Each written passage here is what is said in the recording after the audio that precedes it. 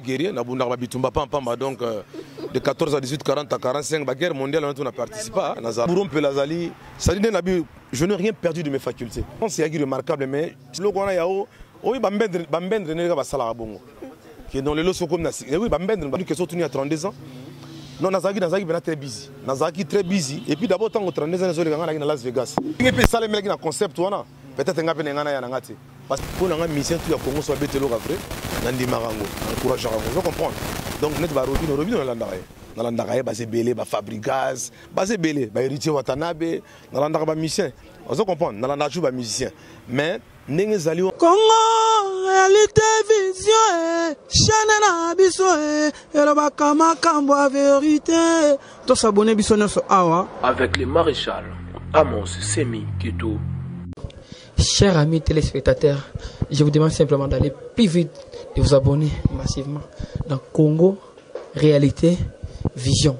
Citeleng, Yakitoko, pour s'abonner, belé. Congo Réalité Vision. Congo Réalité Vision. Avec le maréchal Amos Semi Kito.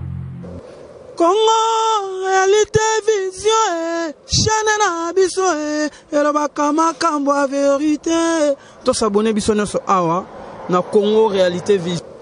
Congo Réalité Vision, chaîne na biso, et le bakama kambo vérité.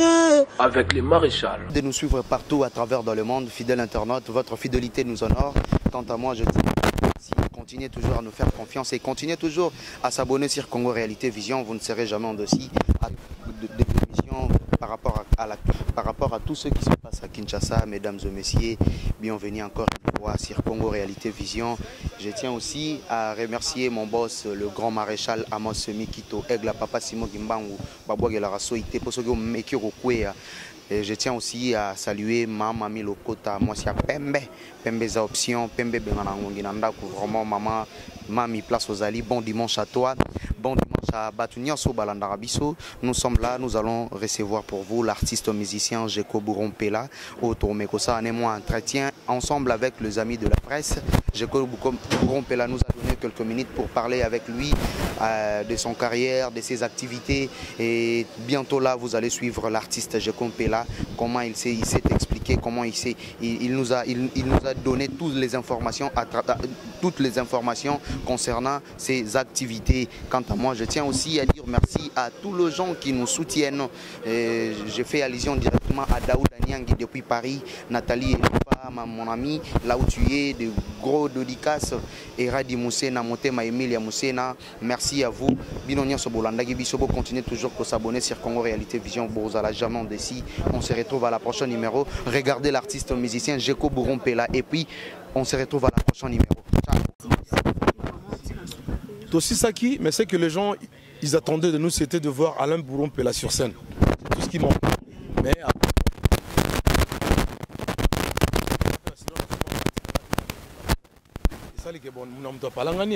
donc voilà, et puis après producteur à Sala qui publicité na Banti, na Haïti, qu'on a pas Azaki Camerounais haïtien. Donc voilà, un certain Mouvisson, un Camerounais, donc haïtien. Donc il y a plus, Azubanzi mon Bacharanga Tobetaki, Akena on a Haïti, tout ça qui est salon de promotion.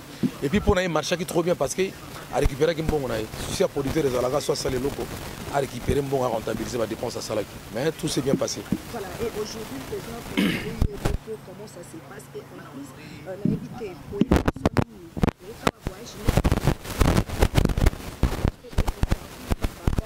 non, na voyage, je suis un Congolais. Congo se bête match contre Malgache to gagner bango. Donc na temps on est na mboka on a foulé ma belé ba ancêtre na biso. C'est-à-dire ba koko na biso ba yelimpela ba lembonge, ba mfumu kimbangu, ba mama kimpavita ozali ma belé ba koko na biso. Donc na awa na zongi na mboka ba pa mususu to kendaka c'est juste pour réaliser un travail. Peut-être en termes de technologie, opportunité aux en Libanda. Mais là-bas, à l'étranger, je n'ai pas perdu mon temps. J'ai enregistré 10 chansons déjà au studio. Déjà, on a 10 chansons. Album. Donc 10 chansons déjà dans le studio, c'est Salami. Donc, et vous allez produit par José Longa Musique. Donc on a déjà travaillé, on a colo musique, tout ça. Donc voilà, on a travaillé et puis on a finalisé. Parce qu'il faut en rajouter 3 chansons. Alors on a dit non, tant qu'on sait l'album dans les bandes, on sait tout les bandes datés. Donc ce qu'il faut faire, il faut qu'on y ait un mot, qu'on finalise, vous appelez Bénédiction Mabélé. Et puis premier clip, tous lancé aux Ala. Midi prochain, on va en Angola. Dans Angola, on y vacances et que nous avons une chance peut-être que Angola est mon côté. Mon côté qui nanga moko na kenga moko mais si on a zo kenga moko les kenanga équaliseur ou az animateur quand animateur ba ibi az déjà qu'on appelle Angola c'est-à-dire azo sala kene déjà ko sala la première image to sala pour tout na na concert on a to beta ipa ko sala donc la qui dit na bisum balé donc voilà maintenant je peux ta concert mais to lingi petit no les équaliseur à sala toi les boy pas sala ba grand preuve il y a artiste quoi na bi bon c'est bien donc au boy na CPL d'abord parce que non qui ne kunanga moko. Et bon, comme nous avons guerrier, nous avons bitumba pamba donc de 14 à 18, 40 à 45, la guerre mondiale, on a participé à Nazala. Donc nous avons bangoté, donc nous avons affronté Bangolais, puis nous avons Angola. Nous allons très bientôt avec plaisir pour CP là.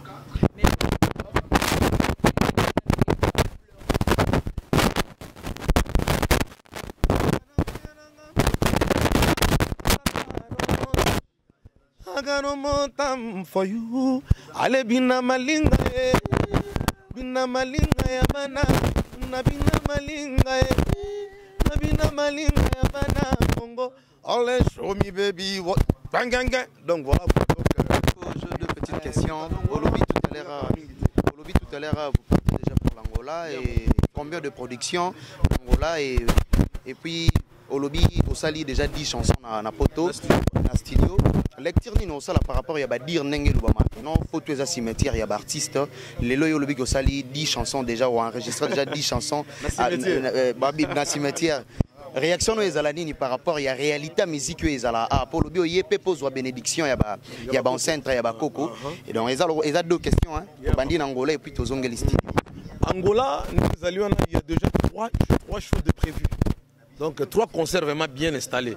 C'est-à-dire Mogo Zana Lukapa, Mogo Zana Luanda, Mogo Zana Koudna Kamfou Bazo Bengangai. Donc voilà, jusqu'à là il y a 3 shows de prévus.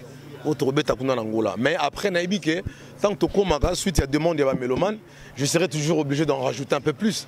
C'est-à-dire qu'il y a 3, un concept à 3, mais après Bakissa Milem sous 6, 7 dans Robeta parce que ça se trouve que je vais traîner même un mois là-bas. Naïbiango. Naïbiango parce que na Batbazan a soif dans la Trokuna. Donc il faut na kende. Donc voilà. Mais la deuxième question, tu on a enregistré déjà 10 chansons voilà batbaloba ke poto eza cimetière à artiste na réalité à musique ozo mi mona ndé nini yo enregistré ba chanson na cimetière par rapport à musique ndenge lekela na musique congolaise poto eza cimetière té hein eza cimetière té zali mboka net mboka nyoso et puis poto eza ya mindele té poto jamais Mundela créé ma belé autonyataka akela mapata yo nazo répondre aussi donc c'est-à-dire so ke kuna Ogogi inspiré. Ah, Ogogi inspiré. Mais la plupart du temps, la musique de Betaka, tu s'inspirera d'abord na base. C'est-à-dire, tant qu'on a dit en 2016, tant que tu sais que moi, Borona, on a fait écho, tité, moi, featuring, on a tout ça. Donc, c'est-à-dire, Nazalaki déjà, on a préparé déjà. Et là-bas, je me suis rendu juste pour.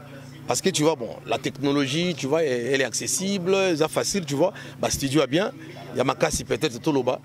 On a salaki 10 chansons kuna mais ndenge na yepé na terrain na mabela ba koko ça dit na ba petit na ba mission na awa donc tu na ba petit na ba orli banane tout ça ba petit na ba donc tu enregistrer 3 chansons pour ça la 13 chansons après to bimisa bokoko et puis en termes même d'inspiration obi inspiration dans ma casse trop ba danse banine tout ça na besoin ngo vous comprendre c'est-à-dire tu travailler donc biloko tu ko bandela manango donc voilà c'est comme ça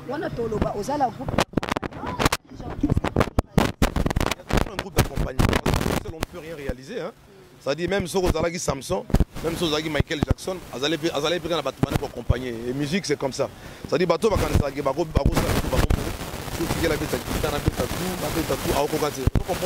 donc si métier on se passe le relais tu vois. Donc on a déjà un groupe d'accompagnants bazawa pour travailler na bango toujours donc accompagner na bazalia.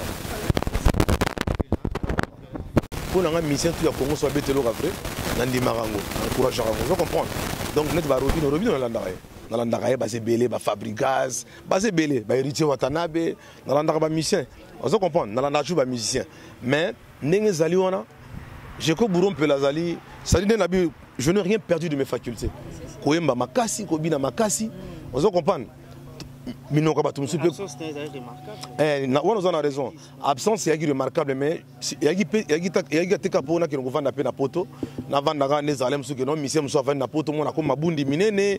Parce que solia ba burger trop. Vous comprenez? Il y a pour esprit on a été. Et puis c'est vrai ne konanga lo baï que non il y a un cimetière. Poto comme là bas cimetière soko vandi. Ozolia ba passer collier sérieusement la poto. Ozolia ba côte de porc, ba côte de Chine, mabundi pene minene. Ozo travailler moins. Vous comprenez? Donc, ils ont perdu ton temps à travailler ici.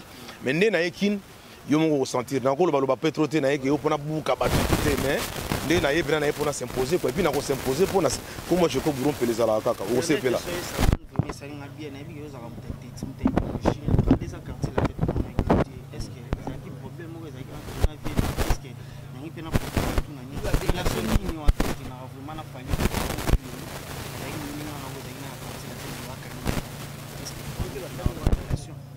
Donc, ma masse dans tout le quartier, ce sont mes amis. C'est-à-dire, ils restent mes amis. Vous comprenez? Les autres, au Koutani, au moment où non, tous un problème, tu as toujours un mot, tu n'es pas guéri, il n'y a pas de problème. Vous comprenez? Mais, les alliés, on a bablo, on a yao, oui, bambendre, n'est pas ça bongo. Qui est dans les lots comme Nassi. Oui, bambendre, n'est pas ça bongo. Non, non. Non, tu bien venir Modogo, pauvre maman Modogo, Koufi maman Nabiso, à Baramboisa, ils ont éprouvé maman Koufaki. Donc, Nenazo Longwana, qui n'est pas Modogo, qu'on souhaitait ma condoléance, tout ça, donc c'est mon frère. Mais Lélo, na 32 ans, tout le à 32 ans. Non, Nazaki est très busy. Nazaki très busy. Et puis d'abord, tant que 32 ans, il y a Las Vegas. À Las Vegas, on a passé dans les cours, je suis venu Mobo, il y a featuring artiste, c'est moi, de Salaki Pebani. Mais, et puis, hormis ça, par ça, on a fait ça, les concept, peut-être que on a fait parce que mon logo a un concept ça parce que mon logo a Jeko Bouron Pelenaro qui n'était que nous la trophée dans le quartier latin. On a dit la vérité. Non, on a dit la trophée dans le quartier latin. Sans hypocrisie, sans ngai Bouron Pela, hein? On a dit la trophée dans le quartier latin. Ensemble, on a vu dans Rambo. Si vous avez un quartier latin quelque part, donc ils ont trophée pour la misala ou tout ça pour le mouvement. Vous comprenez? Et non, à Bouron Pela German. C'est la trophée à Nini, dans le mouvement. Est-ce que Kofi Olomide a contacté qui est est-ce qu'il a contacté qui est Kofi Olomide a contacté qui est abandonné ko benga ba artiste mususu.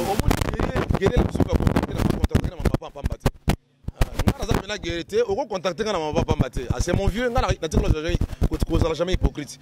Contacter vous comprenez? C'est-à-dire les mouvements à chaque fois fait ta quartier la tête na ko là toujours il y a ko participer banini mais na lobby concept on a peut-être que non na la trophée na quartier la tête je n'ai pas le temps pour ça nga na ko la trophée na mouvement o nga mona sala makambote o peut-être nga na inspiré ba mususu na libanda ba zotala jarma vous comprenez après o la trophée on a c'est la trophée mais donc qu'est-ce ça bat il va travailler pas pour faire le midi azaika patron nga et puis na quartier la tête na tiko na patron moko kaka chef ka moko ye vous comprenez si le losu na mona bi na nzela na pesa que je ba respect mon boss mon vieux vous comprenez tenga na tikala kozala na chef na quartier latin chef d'orchestre na quartier latin moko ta tikala kozala chef na ngai parce que je m'adressais directement aux vieux sans pour autant pena manquer ba massa sous respect na vivaki na bango très bien tozaki très bien na massa mais ce que ça m'a mon topé sanga ba ordre ça yemo ko Kofi Olomide donc jamais au chef d'orchestre web sanga ni na yoka hotel yak bongo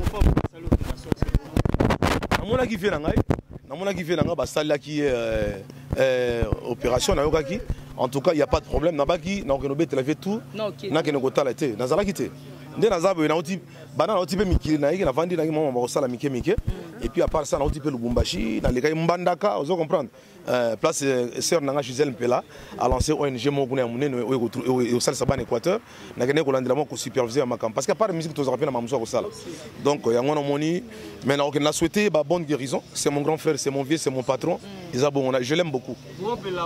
Congo, réalité, vision, chaîne na biso, elobaka makambo a vérité. To s'abonner biso na so awa. Avec le maréchal Amos Semi Kitou. Chers amis téléspectateurs, je vous demande simplement d'aller plus vite, de vous abonner massivement dans Congo, réalité, vision. Cité Leng. Il y a qui pour s'abonner. Congo, réalité, vision. Congo, réalité, vision. Avec le maréchal Amos Semi Kitou. Congo réalité vision chaîne na biso elobaka makambo ya vérité to s'abonner biso nyonso awa na Congo réalité vision. Congo réalité vision chaîne na biso elobaka makambo ya vérité avec le maréchal